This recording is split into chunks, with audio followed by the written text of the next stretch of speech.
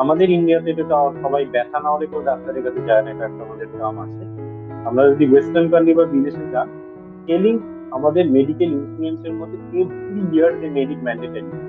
New Zealand, আপনি New Zealand, Australia, আপনি European country যেখানে যাবেন এটা ম্যান্ডেটারি। স্কেলিং প্রচন্ড দরকার। সব থেকে বড় কারণ হচ্ছে আমরা যে ব্রাশ করি, ব্রাশটা আমরা হাত দিয়ে করি। আমরা তো সবাই অত সচেতন নয় যে আমরা কিভাবে ব্রাশটা করলাম, ঠিক ময়লাটা গেল কিনা, ঠিকভাবে জায়গাটা পরিষ্কার হলো কিনা, ঠিক অ্যাঙ্গেলে ব্রাশটা ধরে জিনিসটা পরিষ্কার করলাম কিনা, সেটা সচেতনতা হয়ে ওঠে না। এবার কি হয়, একটা মানুষ জন্মের 1 বছর থেকে আমৃত্যু টিল ডেথ সে ব্রাশ করছে, দিনে দুবার না হলে একবার ব্রাশ করে। ঠিক আছে, কিন্তু পার্টিকুলার একটা জায়গায় ব্রাশটা পৌঁছয় না। এটা সবাই হয়, সবাই তো আর ডেন্টালের অত ডিটেলসে জানে না।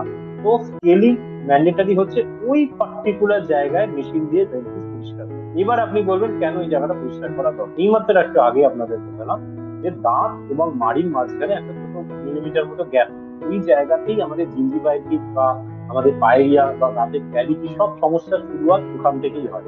যদি ওই জায়গা থেকে আমরা মেশিন দিয়ে নিয়মিত বছরে একবার হলো, অ্যাকচুয়ালি নিয়ম হচ্ছে 6 মাসে একবার, বাট অ্যাটলিস্ট বছরে একবার যদি আমরা পরিষ্কার না করি, তাতে কি হয়, একটা জিনিস আমরা শুধু ওপর ওপর পরিষ্কার করতে যাচ্ছি, ভেতরটা আর পরিষ্কার করতে পারছি না। জায়গাটা জমবে, ময়লাটা ময়লাটা এক জায়গায় জমে জমে জমে জমে সিকোয়েন্সে তৈরি হচ্ছে জিঞ্জিভাইটিস, তারপরে ব্যথা, এবং তারপরে সিকোয়েন্সলি সেটা পায়রিয়ার দিকে যাচ্ছে।